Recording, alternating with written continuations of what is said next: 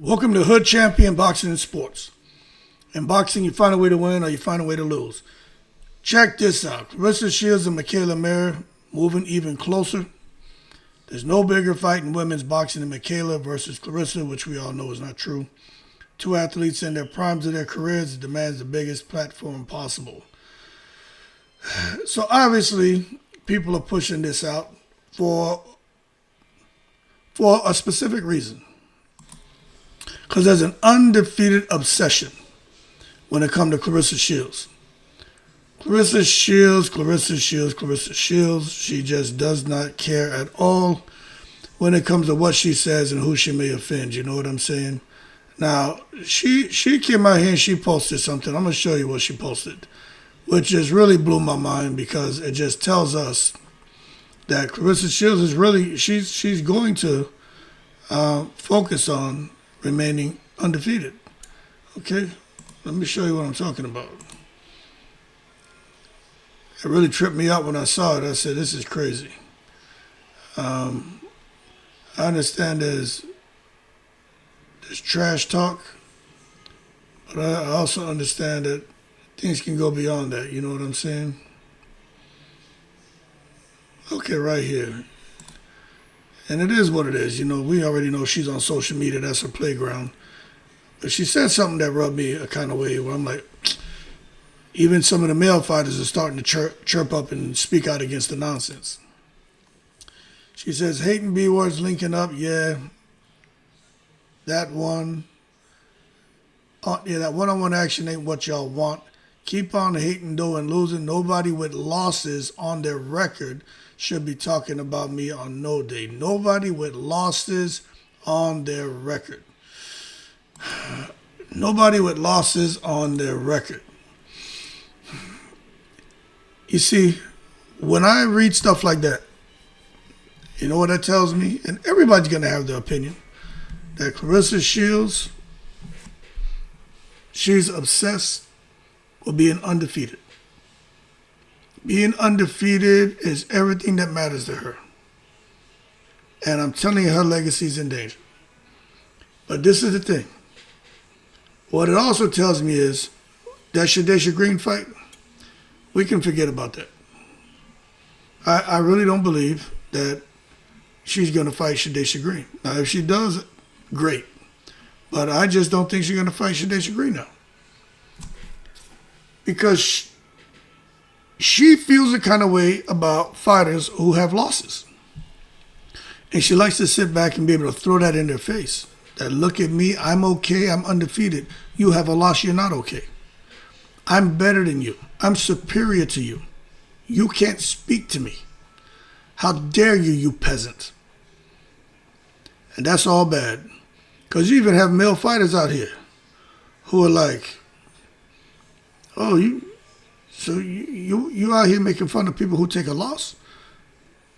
Marvin Hagler, Thomas Hearns, Duran.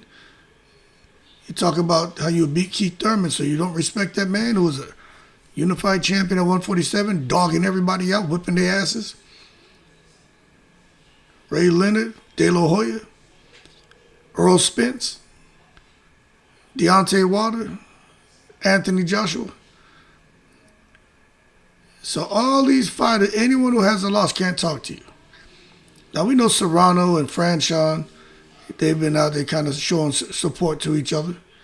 But when you make a statement like that, you throw shots like that, you're throwing a shot at every fighter, male or female, who's taking a loss.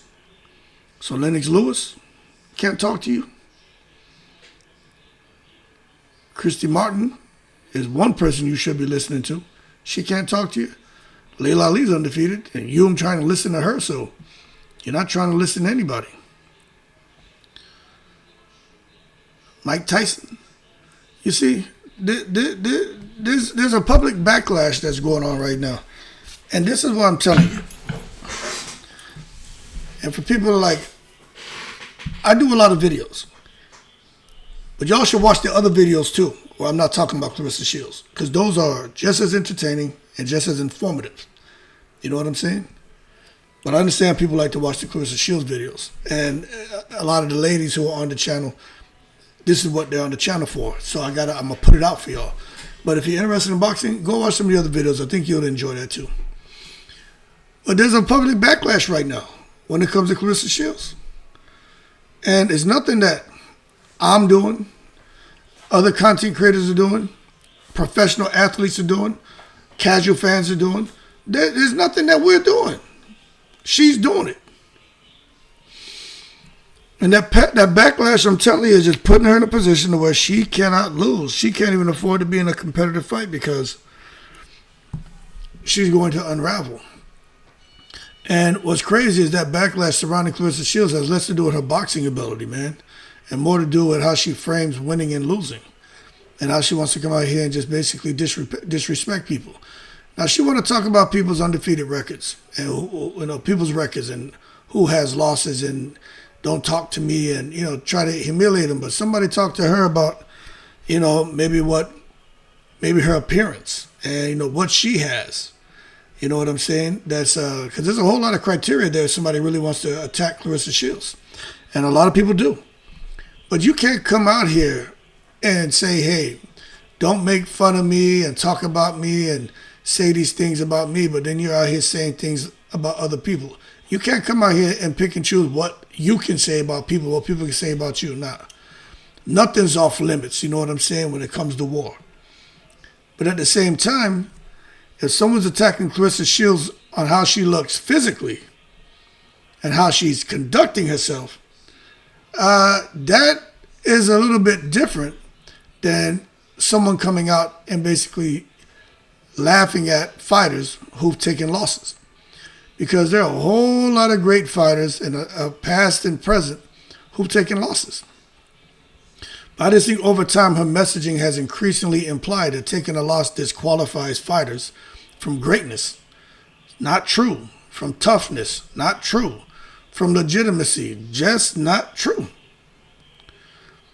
That mindset clashes with how boxing culture has historically understood greatness. Fighters are respected not just for winning, but for how they handle adversity. Can you rise from the ashes like the phoenix to come back and win the fight, knock out your opponent, or even if you take a loss to come back and win the rematch, or if you don't get a rematch, come back and win your next fight to go on and become a champion again. So this shit about clowning people who have a loss on their record, that's not it. It's an undefeated obsession Claressa Shields has. And let me tell you, if she loses that, I don't want to be nowhere near her because for sure she gonna probably run up and down the road biting people. Now, when Claressa speaks dismissively about fighters who lose, and I'm telling you right now, I'm listening to some of the fans. A lot of the fans and fellow athletes interpret it as an attack on the very foundation of professional boxing, which is built on risk, something many people feel Claressa is not doing. She's not taking risks. She's avoided risk. She just wants to be in fights that she knows she can win. You know what I'm saying? And that is the consensus. And even when because I can separate Claressa as a fighter and her as an individual and be fair to her as a fighter. She can fight. Everyone knows that. But even I'm looking at her a little bit funny now, man. It's like when I look at all the fights she had and moving up in weight and who she fought and what they brought to the table compared to her, she knew she was going to win. She even said she knew she was going to be able to beat them fighters. I ain't making that shit up. She said at the press conference that she knew she could beat those fighters. You know what I'm saying? So she didn't really have to box. She just knew she could go in there and beat them up. So if you got somebody who's telling you that, I mean, it's kind of hard to say that everything Claressa built was on risk. That's why she feels comfortable coming out here, poking people in the eyeball who have a loss. You see, every time a fighter steps into the ring, they gamble. They gamble their record. They gamble their health. They gamble their legacy. Many people feel Claressa hasn't gambled anything because she knew there wasn't much. They knew it was little to no risk with the fight she was getting into. So by her framing losses as failure rather than part of the sport, she appears to invalidate the sacrifices made by great fighters before her, generations of fighters who became legends, and after suffering defeats. You see, she is backing herself into a corner to even the guys professional athletes, male professional athletes, the past, present, and future fighters, male and female, when she takes a loss, they are going to sit there and say, good. We're glad she took a loss. She got an L, or whether she gets an ass beat or not, it ain't going to matter. I'm telling you, that's what they're going to say. We are glad. And, she's got to blame herself for it. Now, psychologically, being undefeated can become more than a statistic. It becomes identity. Being undefeated is part of the GWOAT brand. When a fighter's brand, image, and self-worth are built around perfection, a loss doesn't just affect ranking. It attacks the self. This is why undefeated fighters like Claressa often struggle more than anyone when they finally lose.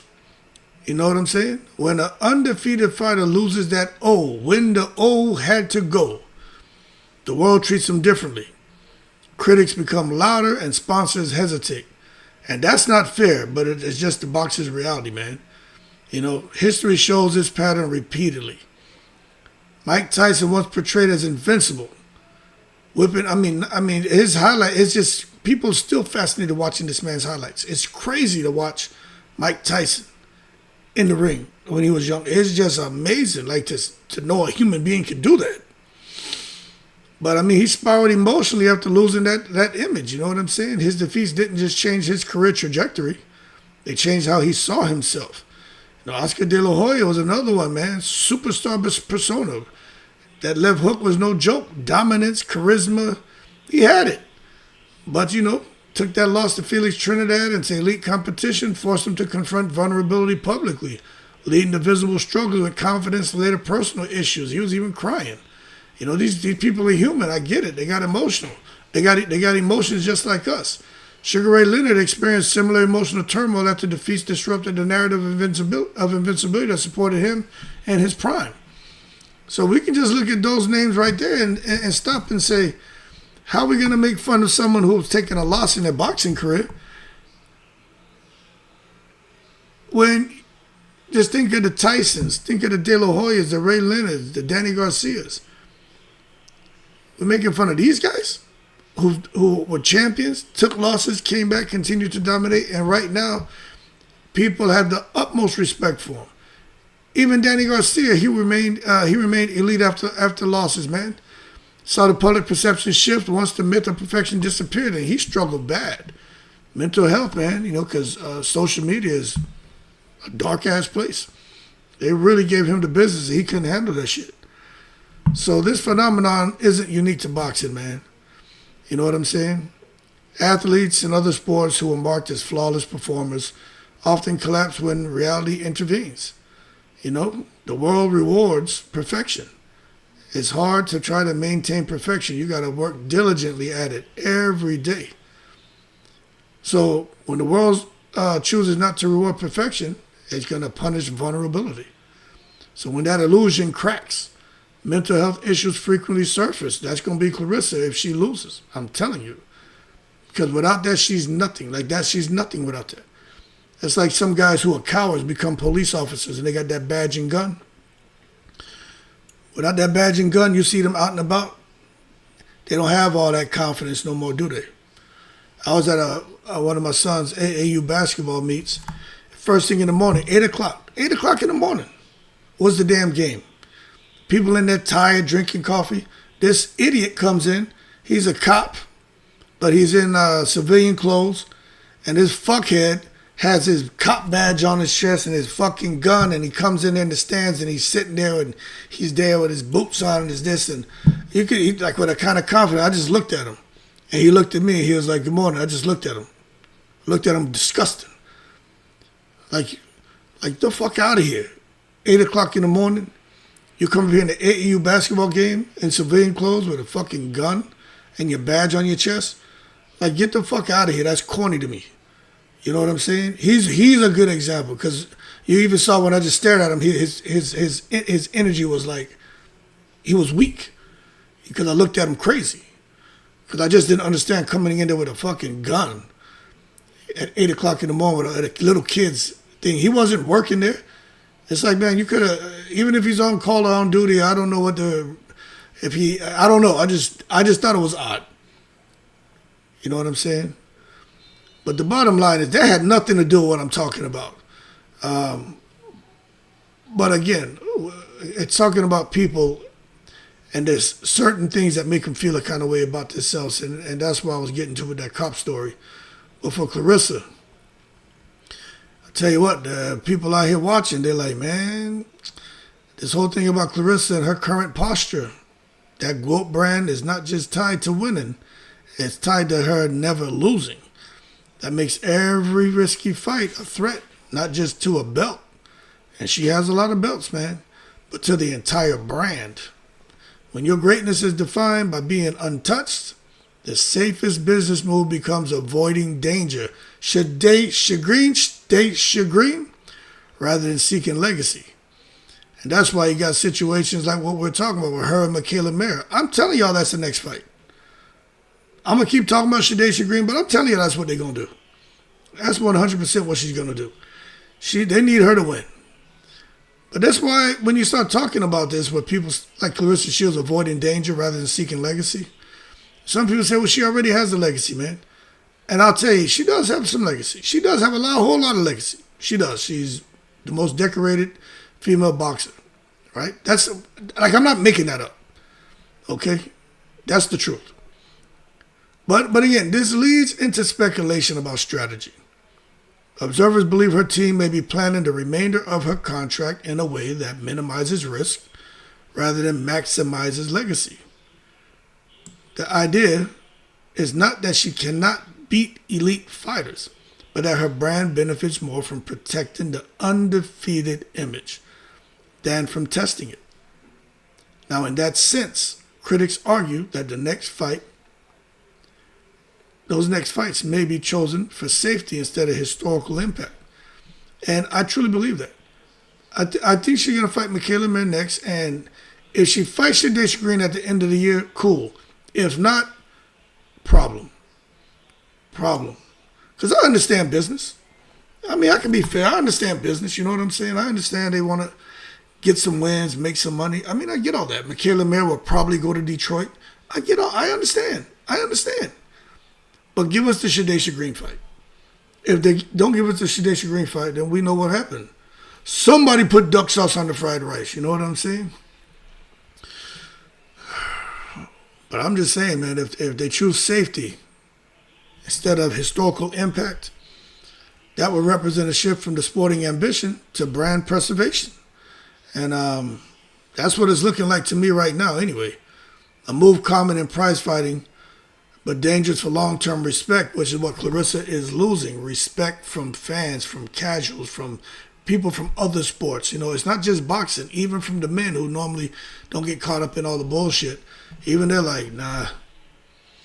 We respect champions who chase danger. And Claressa's a badass fighter, boy, no doubt. But she looked like she putting duck sauce on the fried rice. And she disrespecting people who've taken losses. And I just think fans and fighters, but especially fans, are like, nah, we respect champions who chase danger. Leave it all on the line. We distrust champions who curate safety. And that's just what Claressa is looking like to a lot of people right now, someone who's curating safety. But this thing about Muhammad Ali's number one and she's number two. That's the most ridiculous shit I've ever heard in my life. But she can feel how she wants, right? I can't say she's wrong. That's her opinion. But it's my opinion that that's the most ridiculous thing I ever heard in my life. You can put yourself above. Anyway, she ain't have nothing to do. She ain't nowhere near. She shouldn't even mention Muhammad Ali's name. Put herself nowhere near him. Crazy?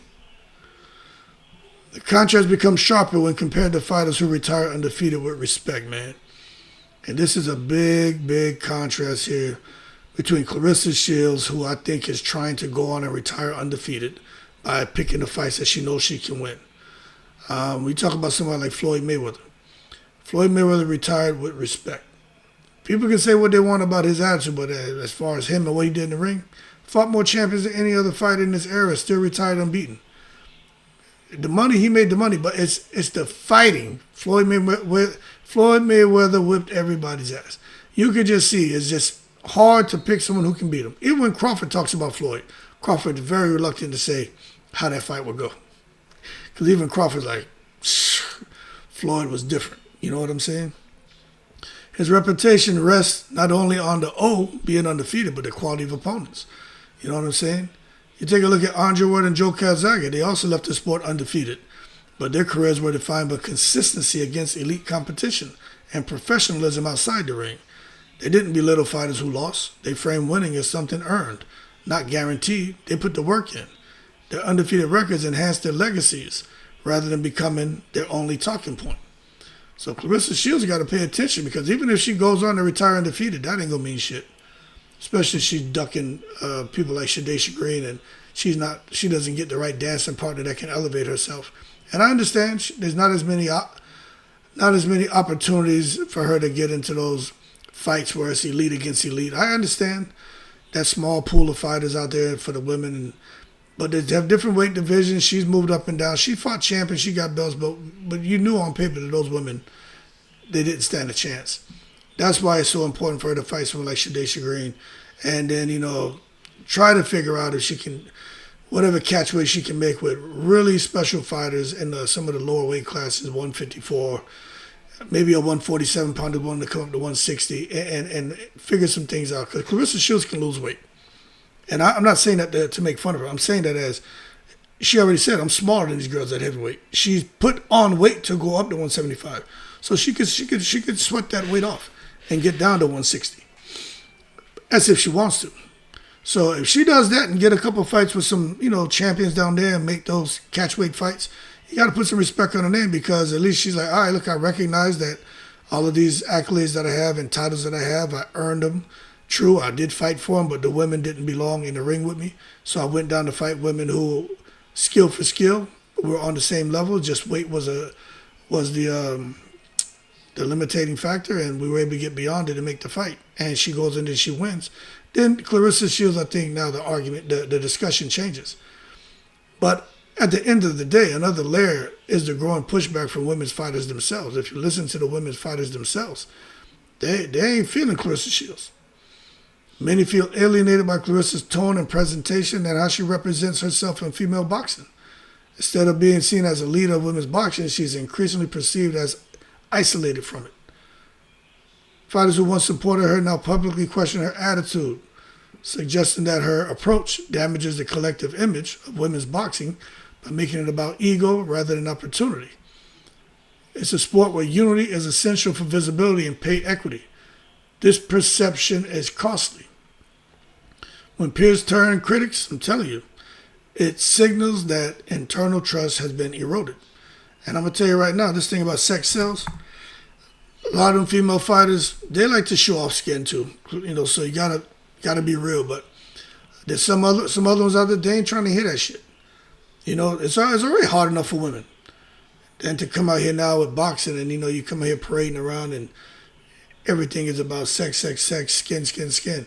And again, Claressa ain't the only one doing it. And I'll tell you, for me, you know what I'm saying? When I watch that, even I ain't feeling that. I just, don't get me wrong, man. I like the ladies and shit, but I just be like, you don't need to come out there like that. You know what I'm saying? Like, I never really like to see women scantily clad. I never liked that. Cover yourself. If you got body, you got body. You can wear stuff that fits you nice, but you ain't got to come out here, man, and just, expose the forbidden fruit and shit. You know what I'm saying? We got that goddamn serpent just kind of lurking there. It looked to strike. But I just think the trust between these female athletes has just eroded, man, when it comes to Claressa Shields. Especially when you think about that Olympic factor. That's something ain't nobody talking about. When you win a gold medal, you're treated differently than you win two. You're a symbol. You're not just an athlete. You are a symbol. Society expects discipline, humility, and responsibility from them because they represent more than themselves. They represent their countries. You know what I'm saying? While it's fair that Olympians want to live freely and authentically, I get it. They're human beings, but the reality is that they are judged by higher standards. Even I'm judged by higher standards, and I wasn't an Olympian, you know what I'm saying? And I hold myself to a higher standard, and I'm not perfect, and I don't expect her to be perfect. But when I look at Claressa's online behavior, I mean, that shit is just wild. Wild, wild, wild, man. It often appears dismissive of that responsibility. What might be forgiven in a fringe contender becomes magnified when it comes from someone like Claressa, who's a two-time gold medalist and branded as the greatest woman of all time. So over time, repeated emotional outbursts and public conflicts create a narrative of instability rather than dominance. Then you have the whole discussion about her being in a relationship with a man who's still married, and there are a lot of people who look at that and they frown at that relationship and they're not supportive of it. And as a result, again, someone who's branded as the greatest woman of all time is being looked at with a lot of disdain, disgust, and disappointment, and definitely not as a role model. And social media magnifies all this. It magnifies everything. Everything is out there. What once would have probably just been locker room talk is now permanent record because it's all out there. Everything about Claressa is out there. She puts everything out there. All that shit's out there on social media. You don't have to go look for it. It's out there. So you can't get mad when people are talking about it. If they lie on you, if they make up stuff, yeah. But when people are talking about what you put out there, it is what it is. You put it out there, right? So people are going to talk about her relationship. They're going to talk about everything. The money, the contract. They're going to believe you. They're going to not believe you. They're going to support you. They're not going to support you. It is what it is. But a lot of critics believe Claressa will eventually regret the tone she uses today because once the fighter retires, reputation becomes the only legacy left, and nobody gives a fuck about you. Nobody cares. You know what I'm saying? It's the same thing. Before I retired, superstar. I retired. I still got a bunch of people who look out for me and call me and we talk, but it's different. It's definitely different when you retire. You know what I'm saying? It's people just remember, really your legacy and how you treated people. That's why I still have quite a few people who look out for me because of what I did for them when I was able to influence change and affect change. But for Claressa, I don't think she really understands all that shit because reputation becomes the only legacy left, man. And it's the same shit because ain't nobody. Right now, she's posturing herself with nobody gonna give one shit about her. If she loses, they're definitely gonna laugh and not care when she retires. But if she retires undefeated, they're definitely not gonna give a shit. You see, titles fade, but words remain. And all this bullshit out here on social media, it's gonna be that 30 years down the road when she old and all fucked up with handyman virus and shit. She's gonna be an old woman and they still gonna be sending her. Remember when you said this? That's how fucked up people are. Remember you said this? She gonna be like, that was 30 years ago. Why y'all still, I've changed now. I've been delivered. They ain't gonna care. Because when the future generations search her career, they won't just see them belts. They'll see screenshots, clips, controversies. Her out here, French on. She trying to throw the fight. She trying to throw the fight. Man, please, papoose, pap, brrr. All that shit. Pap be hitting this. All that craziness on there. Y'all light-skinned women. Y'all broke bums. All this stuff she does. Nobody gonna want to understand that maybe she was doing that just to promote herself, just, mental warfare. Nobody gonna want to understand that because most people aren't gonna know because they're gonna be from a totally different generation. Then others would have forgotten. They just see the clip of this asshole who's out here disrespecting people and acting like a buffoon. And then when they realize, what? She was a 2-time gold medalist? Because most people ain't going to know who she is. But when they start to learn, they're going to be like, what? All that greatness, man, flushing it down the toilet. And now out here disrespecting all these great fighters, past, present, and future. All because people have a loss. This is why many analysts believe her downfall, if it happens, won't come from the ring, but from perception. The public can forgive. They can forgive defeat. It struggles to forgive arrogance. That's what her team need to talk to her about. They don't care about defeat. If you did your best, you did your best. But arrogance, cockiness, being disrespectful, thinking you're better than people, they don't forgive that shit. So ultimately, this entire situation highlights the danger of building a brand solely on being undefeated. If perfection is your identity, then loss becomes existential. You know what I'm saying? Well, we're going to see. Because that pressure leads to defensive behavior, man. Public lashing out and increasingly narrow career choices. So, we're going to see what happens, man. History shows that fighters who embrace risk and respect, they tend to be remembered fondly, especially if they go through adversity. So when you embrace that risk, you embrace that respect, then you go through some adversity, you remember fondly. But if you're someone out here who's clinging to an image of whatever the hell you want it to be, you know what I'm saying? Especially if it's negative or like you're better than people, you remember controversially. And that's what Claressa is seen as. She's seen as a character, as a controversial entertainer. You know what I'm saying? And other people are going to have different ways they choose to describe her. They have their own adjectives to describe Claressa Shields. It is what it is, you know what I'm saying? But the tragedy in the eye of the critics is that Claressa has the talent to be remembered like the greats that she's making fun of. By saying, you know, if you have a loss, you know, don't speak to me. That statement, it's basically an attack on any and everybody who came before her, who's here now, who's coming after her, who may have a loss, took a loss, have a loss, or going to get a loss. And she's saying, basically, don't even talk to me.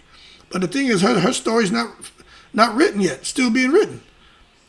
Boy, oh boy, if she loses, because these people are dead. I know they screenshotted that shit. If she loses, they're going to be inundating her goddamn profile with that shit. Man, when you said this, you got a loss now, huh? You're not going to talk to yourself? It's going to be wild. But I tell you what, she wants to be remembered like the greats, but her posture towards losing and towards others who lose, that shit's costing her that honor. You know what I'm saying? I just think she's scared to lose. She ain't scared to fight. She's scared to lose. But if she doesn't fight Shadesha, you know what I really think? She may just try to have 3 more fights that have fulfilled the 4-fight contract against easy opponents, win them all, or against low-risk opponents, win them all, and retire undefeated. That's what I think the goal is. She's around Crawford, who's undefeated, Andre Ward's undefeated, Floyd Mayweather's undefeated, Shakir's undefeated, but his story's still being written. Maybe she's thinking, I need to do what I got to do to retire undefeated. And then she can sit back and say that she didn't need to fight Shadesha, and basically how Layla Ali and Ann Wolf never fought. Still don't know why they never fought. But one thing we know is why Claressa and Shadesha Green, if the fight doesn't happen, it's because Claressa put duck sauce on the fried rice. Anyway, y'all keep cool. I'm in the breeze.